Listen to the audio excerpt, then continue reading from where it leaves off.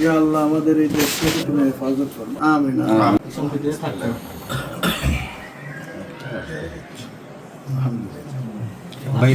একটু দিলে ভালো আছে আর একটু কোলাকুলি হইলে আমরা পাই দিলাম যে তুমি কেন আমরা আমরা এখন আবার পাইলেছি ভাই মাশাআল্লাহ। ওকে আল্লাহর কাছে শুকরিয়ার কোনো শেষ নাই যে আল্লাহ একটি শান্তিপূর্ণ প্রক্রিয়ার মধ্য দিয়ে গণতান্ত্রিক উত্তরণের পথটা উন্মুক্ত করে দিয়েছেন। যে নির্বাচনের জন্য মানুষ প্রায় 18-20 বছর যাবৎ প্রতীক্ষায় ছিল, যে মানুষ নিজের পছন্দে নিজের নেতৃত্ব নির্বাচন করবে এবং রাষ্ট্র চলবে মানুষের সম্মতির ভিত্তিতে, সেই পথটি সুগম হয়েছে। তো আগামী দিন বাংলাদেশের মানুষ যেভাবে তাদের আস্থা রেখেছে যে জনাব তারেক রহমানের নেতৃত্বে একটি জাতীয়তাবাদী দলের একটি সরকার তারা চায়। ডেন্টিস্টের পরামর্শ নাও নতুন কোলগেট অ্যাক্টিভ সল্ট।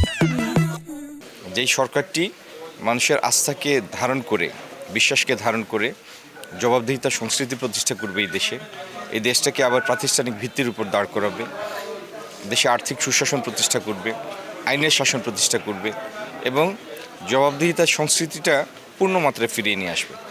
তো তাদের সেই বিশ্বাসকে ধারণ করে আগামী দিন ইনশাল্লাহ আমরা বাংলাদেশকে এগিয়ে নিয়ে যাব।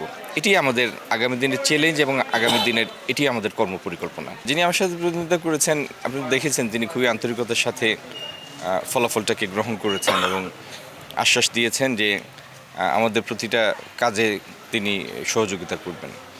রাজনৈতিক কমিটমেন্ট দেখলে সাধারণ মানুষ উজ্জীবিত হয়, আস্থা ফিরে পায় রাজনৈতিক প্রক্রিয়ার মধ্যে দিয়ে। তার এই কথা এবং তার আন্তরিকতার জন্য, অ্যাটিটিউডের জন্য তাকে অনেক অনেক ধন্যবাদ। আর আগামী দিন এই সিলেট এবং এই দেশে যে পরিবর্তনগুলি আমরা করতে চাই, সিলেটবাসীকে আমি সবিস্তারে সেটা জানিয়েছি। যে আস্থাটা নির্বাচনের মধ্যে দিয়ে সিলেটবাসী রেখেছেন সেটা শুধু ব্যক্তির উপর আস্থা না, সেটি আমরা আমাদের যে পরিকল্পনাগুলি তুলে ধরেছি, আমাদের যে কর্মসূচিগুলি আছে, আমাদের যে আদর্শিক ভিত্তি আছে সেটির উপরে আস্থা। তো সেই আস্থার প্রমাণ আমরা রাখব। সিলেটে আমাদের যে উন্নয়ন পরিকল্পনাগুলি ইনশাআল্লাহ তার প্রত্যেকটি আমরা বাস্তবায়ন করব এবং আগামী দিনে এই সিলেট একটা পরিবর্তিত সিলেট হবে ইনশাআল্লাহ। এখানে 1-2 বলার সুযোগ নাই, কারণ একই সাথে অনেকগুলি কাজ করতে হবে। অগ্রাধিকারের মধ্যে আছে কর্মসংস্থান। সেই কর্মসংস্থানের জন্য আমাদের 4-5টা বিভিন্ন অ্যাঙ্গেলের কাজ করতে হবে। আইটি সেক্টরের প্রসার, সিলেটের শ্রমক্ষণ শিল্প স্থাপন, সেটার জন্য সহায়ক পরিবেশ তৈরি, আমাদের